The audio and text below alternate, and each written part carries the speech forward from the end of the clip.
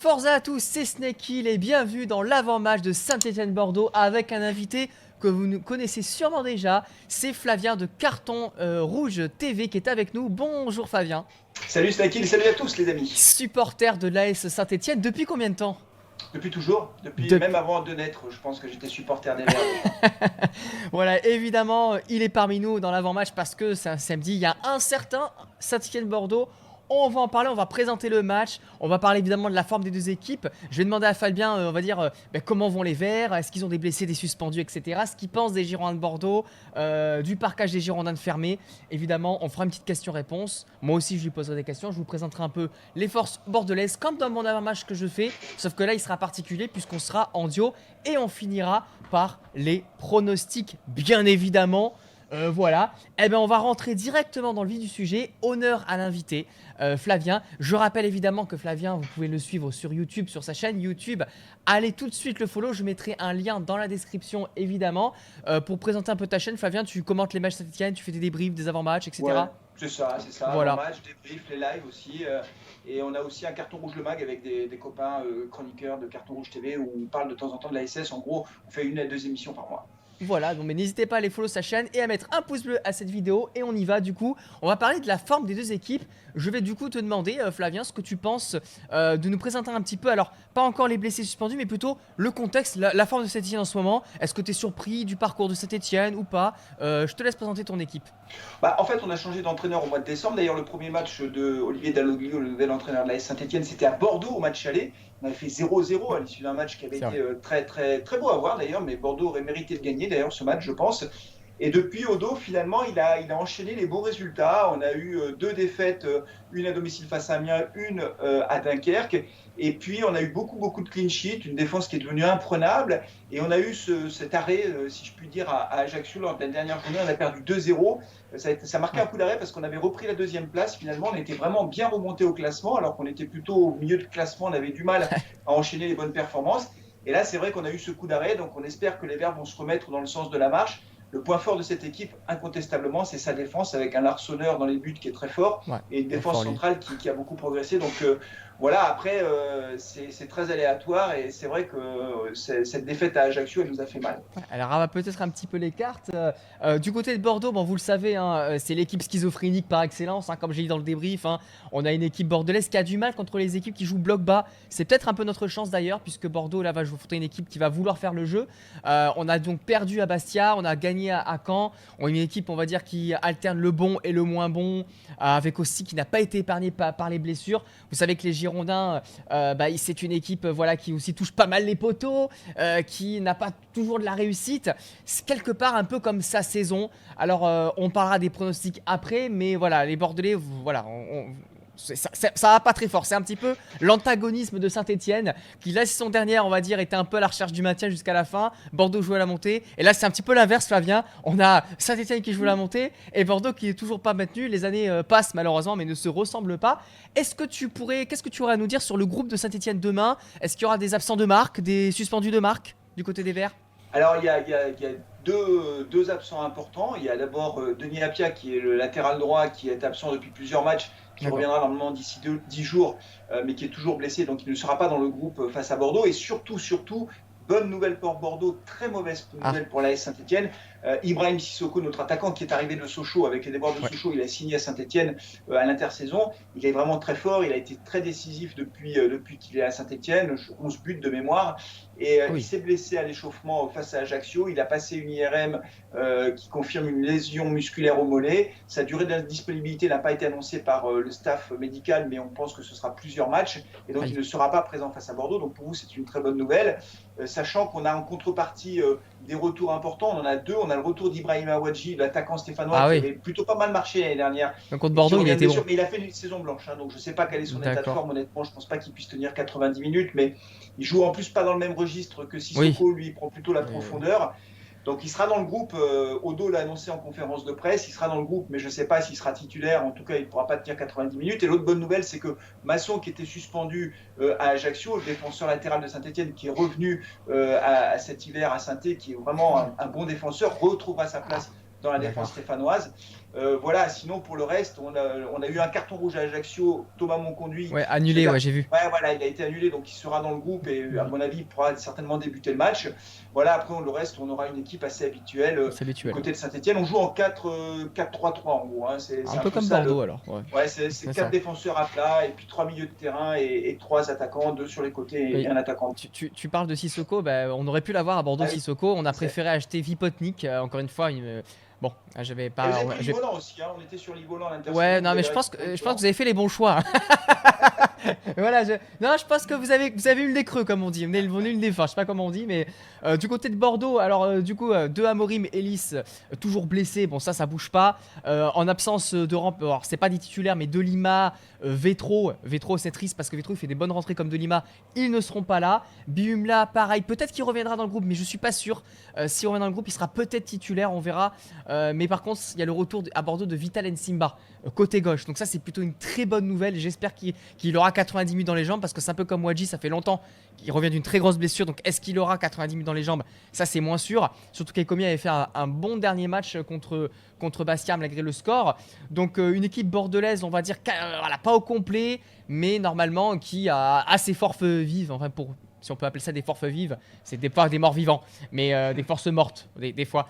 Mais voilà en ce qui concerne les Girondins, donc ça va être un match, je pense, entre deux équipes, on va dire, avec voilà, pratiquement avec tous les titulaires. Flavien, qu'est-ce que tu penses? Alors c'est la question un peu importante qu'on va te poser, de l'avis, quel est ton avis sur le saison des Girondins de Bordeaux? Surpris, pas surpris, même tu peux parler de la direction, qu'est-ce que tu penses de la direction? Comment tu vois la fin de saison des Girondins? Voilà. Écoute, moi je vais te dire, moi je pensais vraiment, d'abord, j'ai été très déçu que vous ne montiez pas la saison dernière parce que franchement, nous je aussi. pense que non, mais pour moi les Girondins de Bordeaux c'est un club de Ligue 1 comme l'AS Saint-Etienne et vous méritiez de monter. Vous méritiez de monter. Franchement, la fin de saison, j'aurais été supporter girondin, j'aurais pété les plombs quoi, parce que c'était vraiment très injuste, je trouve. Et moi j'étais convaincu que vous seriez, vous étiez les favoris de ce championnat. Moi j'en voyais deux, je voyais Caen plutôt très fort et Bordeaux.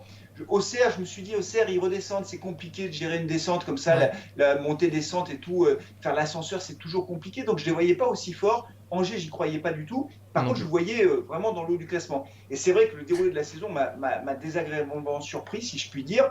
Donc j'ai une vision de cette équipe qui est très instable, c'est-à-dire qui est capable de surprendre un peu le match face à Caen. Franchement, j'aurais pas misé un copec sur une victoire de Bordeaux à Caen. Et puis derrière, incapable d'enchaîner deux résultats, donc une équipe très instable, qui aussi, mais ça c'est vu de l'extérieur, est fortement impacté par l'extra sportif. Alors à Saint-Étienne, on sait ce que c'est, hein, parce que nous aussi, franchement, des rumeurs de rachat, de machin, de trucs, on en a tous les 4 matins. Mais voilà, c'est un club qui est vraiment, à mes yeux, dans la tourmente.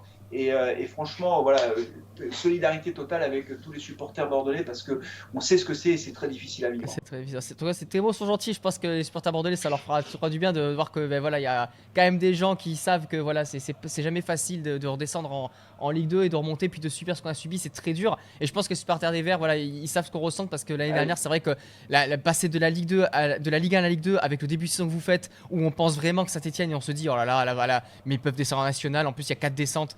Vous êtes un peu revenu d'entre les morts.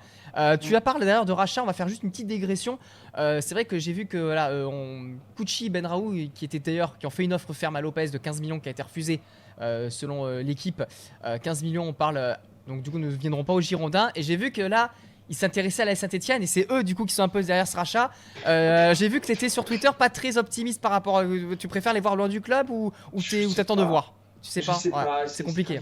Moi j'ai fait une vidéo sur le rachat du club parce que voilà, en expliquant que la vente allait se faire, c'était mon intime conviction et qu'elle ne se ferait pas avant la fin de saison justement pour savoir si c'était un club de Ligue 1 ou de Ligue 2 qui allait être vendu. Je pense que ça va se faire, j'ai pas trop de doutes là-dessus. Maintenant la question c'est toujours qui reprend. Moi, si c'est pour avoir un fonds spéculatif, et c'est pas à vous que je vais la prendre, hein, bien sûr. Si c'est pour avoir un fonds américano-chino, canado, je sais pas quoi, qui rachète le club, moi ça me fait peur parce que les fonds par définition ils sont là pour gagner de l'argent.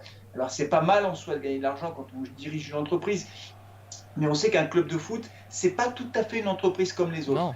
Voilà, et moi ça me fait peur. Voilà, donc on verra, mais non, je saute pas de joie avec les noms des repreneurs qui circulent. Alors après peut-être que je me trompe, mais non, je suis pas super. Surtout, tu vois que quand tu vois, moi je vois Kuchi qui, alors on lui a dit non à Bordeaux, il va à Saint-Etienne, mais pour moi les mecs comme ça qui vont un peu tous les clubs, ça fait un peu sans être méchant, ça fait un peu marchand de tapis en mode bon alors toc toc, je voudrais là, tu veux pas, ok toc toc bonjour, ça fait pas, ça donne pas envie. Et puis les Lyonnais, moi pour avoir parlé avec quelques Lyonnais, d'ailleurs vos amis Lyonnais, moi je connais pas, j'en connais pas. Non, alors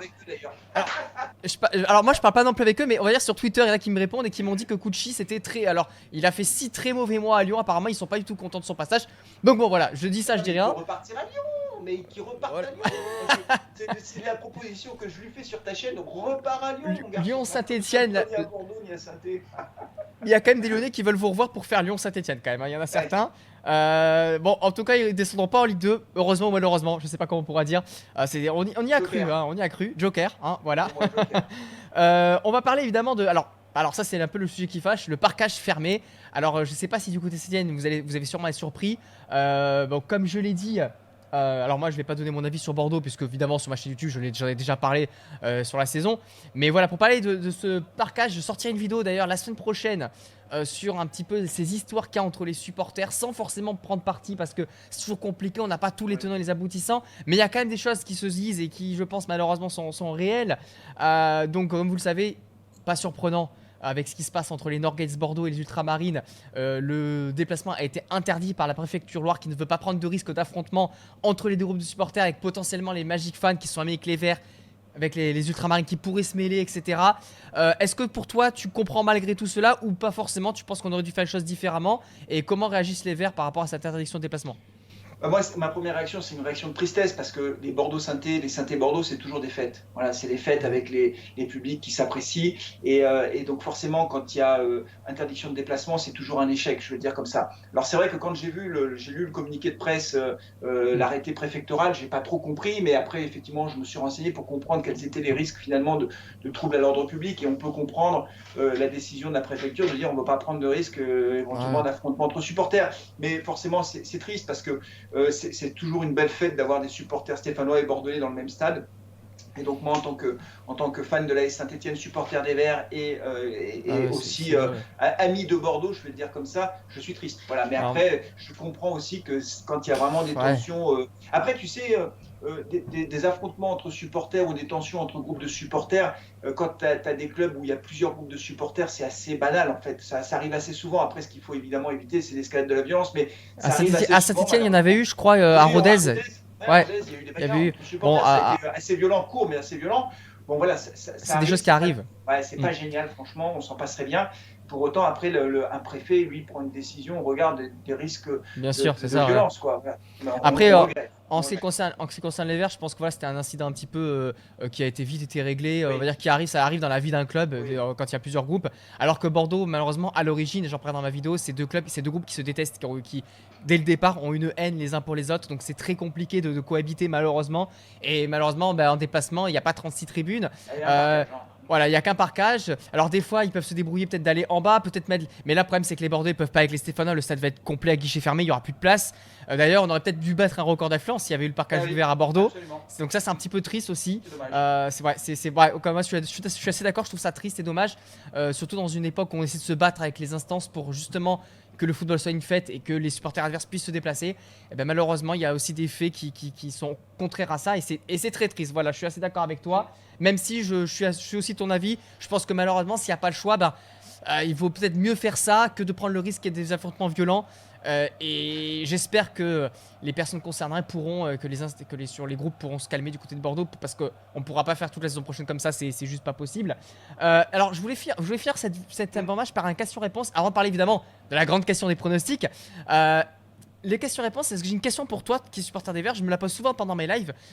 J'ai souvent vu les supporters stéphanois bâcher vraiment leur direction, à tort ou à raison, mais je pense plutôt à raison, je vous comprenez dans ça.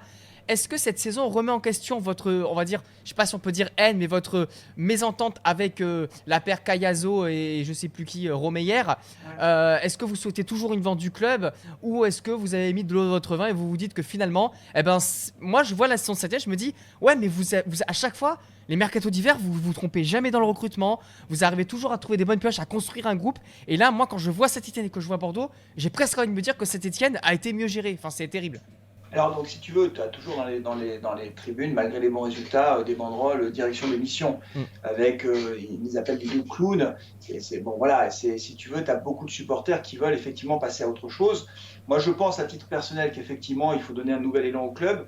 Mais j'ai toujours dit dans toutes mes vidéos sur le sujet, attention, vendre, oui, mais à qui rachète derrière? Parce que tomber dans de mauvaises mains, c'est la catastrophe.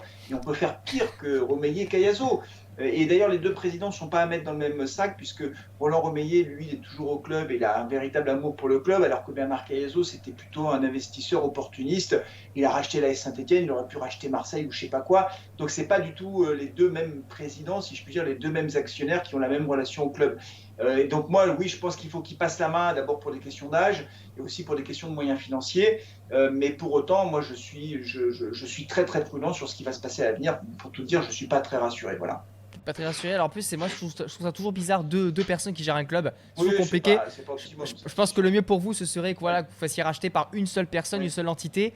Et encore, même là, on a vu avec Bordeaux, c'est jamais simple, c'est jamais évident. On va encore suer devant la DNCG. Est-ce qu'il y a des risques quand même pour Saint-Etienne en cas de non-montée par rapport à la DNCG ou D'accord. Pas de risque. Enfin, on passe les contrôles des SCG sans problème parce qu'on a fait beaucoup de trading, c'est-à-dire on a vendu beaucoup de joueurs très chers qui sont payés sur plusieurs années et donc les retombées financières sont importantes. Ce qu'il faut simplement comprendre, pour la faire courte, c'est que Saint-Etienne a encore à peu près 250 salariés, donc c'est la structure d'un club de Ligue 1. Et qu'en fait, globalement, le déficit courant du club, c'est à peu près entre 10, 15, quelquefois 20 millions d'euros par an qu'il faut trouver. En gros, il faut vendre chaque année pour 15 millions d'euros de joueurs pour pouvoir boucler le budget et être à l'équilibre. Alors, quand on a du Fofana, quand on a du Saliba, on les vend. Forcément, on a eu Bouanga, on a fait plein Après, de ventes. Après, il y a eu Crasso. Voilà, il y a eu des ventes qui ont été... Crasso, il est parti libre. Ah oui, Nkoukou, je crois. Voilà, Nkoukou, voilà. Mais ça y est, on est au bout du truc, et là, il faudrait remettre de l'argent en pause si on reste. Donc, c'est pour ça que les actionnaires actuels n'ont pas la surface financière, et puis je crois qu'ils ne veulent pas remettre de l'argent. Donc, il vaut mieux monter, quoi. Mais même en Ligue 1, il faudra remettre de l'argent, et donc je pense que le club sera vendu. D'accord. Merci pour ça. Alors, est-ce que toi, tu aurais une question pour Bordeaux, quelque chose une question que tu te poses sur le club ou que tu voudrais que je réponde ou pas? Si t'en as une... non, juste une question. Quel est le joueur qu'il faut surveiller samedi à Bordeaux? Je dois juste envoyer un SMS à Olivier Dalloglio. J'en ai discuté avec il me dit fais attention à tel joueur. C'est qui le joueur qu'il faut surveiller le plus dangereux? Il faut vraiment faire attention à Livolan. Il est extrêmement fort, Livolan, mais quel joueur exceptionnel. Du pied droit, du pied gauche. C'est un peu le Léo Messi de Gascogne, si tu vois ce que je veux dire. Okay. Alors évidemment, c'est une blague. Je dis ça exprès pour le tromper. On va Donc non. Alors plus sérieusement, et d'ailleurs c'est parfait parce que ça fait une transition pour les pronostics. Je vais du coup te donner mon avis. Je pense que Bordeaux, c'est un peu toute l'équipe qui a surveillé. C'est-à-dire que quand on a décidé qu'on allait jouer, il faut surveiller tout le monde. Comme je l'ai dit dans la débrief, on est plus à l'aise contre les équipes qui jouent bloc haut que bloc bas. C'est pour ça que je suis moins inquiet finalement pour Saint-Etienne-Bordeaux que pour Bordeaux-Dunkerque la semaine prochaine. Parce que les équipes qui jouent en contre et qui nous attendent, c'est toujours très très compliqué. On a toujours du mal. Je pense que on l'a vu d'ailleurs. Alors que quand les équipes qui jouent comme Caen, à Caen on a gagné parce que c'est des équipes qui vont chercher à faire du jeu. Et Bordeaux a beaucoup plus de facilité à jouer contre ces équipes-là. Donc je suis pas si pessimiste que ça. Bizarrement, assez bizarrement d'ailleurs, même si je vois Saint-Etienne l'emporter avec un but d'écart, si je devais miser, je miserais pas sur Bordeaux. Mais je pense qu'on peut aller chercher un match nul si on met les ingrédients défensifs, si Bordeaux fait un bon match défensif, que Johnson est présent, que Barbet se ressaisit un petit peu parce qu'il a fait pas un bon match du tout. Et c'est pas son habitude contre Bastia. Donc moi, si je te donne un joueur à surveiller, à la limite, ça va être... c'est vrai que c'est compliqué en fait. Tu vois, c'est une très bonne question. Parce que... On va surveiller tout le monde du coup. Ouais, Nick, le meilleur joueur de Bordeaux, peut-être là en deuxième partie, c'est Inatenko, qui est, même s'il n'a pas été bon contre Bastia, il a un gros abattage au milieu de terrain. Derrière en défense, Johnson, c'est le gardien, mais pour moi, c'est avec l'Arsenal, c'est les deux meilleurs gardiens de Ligue 2 en deuxième partie de saison. Il est incroyable, Johnson. Il fait de très très bonnes parades. Il peut vous écœurer vos attaquants. Voilà. Et devant, le joueur le plus décisif, c'est Vipotnik, notre meilleur buteur, qui a 9 buts en Ligue 2. Mais ça dépend si Rira le fait jouer ou pas. Rira, des fois, il pète un câble, il fait jouer Livolan ou SBK en attaque. Donc ça dépend. Si Rira veut gagner le match, bah, il sait ce qu'il lui reste à faire. Et bah, de ton côté, c'est quoi ton pronostic? À quel match tu t'attends? Bah, écoute, je pense que ce sera un match assez équilibré parce que je pense que Bordeaux a quand même quelques qualités dans le jeu. On l'a vu au match aller. Donc je dirais que les Verts vont l'emporter, mais je vois un 2-1. Donc je suis d'accord avec toi, il y aura Ah ouais, peut-être un pareil, but ouais, d'écart. ok. Voilà, je vois plutôt un 2-1. Un match serré en tout cas. Un match très serré. Ben merci Flavien, Merci. du coup. Bon, on a fait 20 minutes. Là, c'est un peu plus, ouais, un peu plus long que d'habitude. Bon, c'est pas grave, hein. C'est fait, on est en bonne compagnie. Ben, je te souhaite. Donc, tu vas commenter le match sur ta chaîne, toi aussi, Ouais, du je coup. serai en direct. Absolument. Voilà.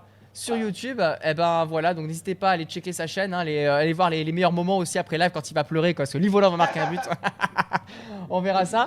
Eh ben, je te remercie d'avoir participé à Merci à cet vous. avant-match. Voilà, merci match. d'avoir. Bon match. Merci. Bon match à vous aussi. Ouais. Chantez pas trop fort quand même, hein. Ouais, ça, par Vous, contre, vous désolé, risquez de mais faire peur à. on pourra pas te répondre positivement à cette demande. Je suis désolé. D'accord. Bon, ben Ça va voilà. chauffer au stade. Merci à tous d'avoir vu cette vidéo, les amis. Ben, on est où? On est là. On mange des chocolatines dans le Forez, évidemment. Et allez Bordeaux! Salut.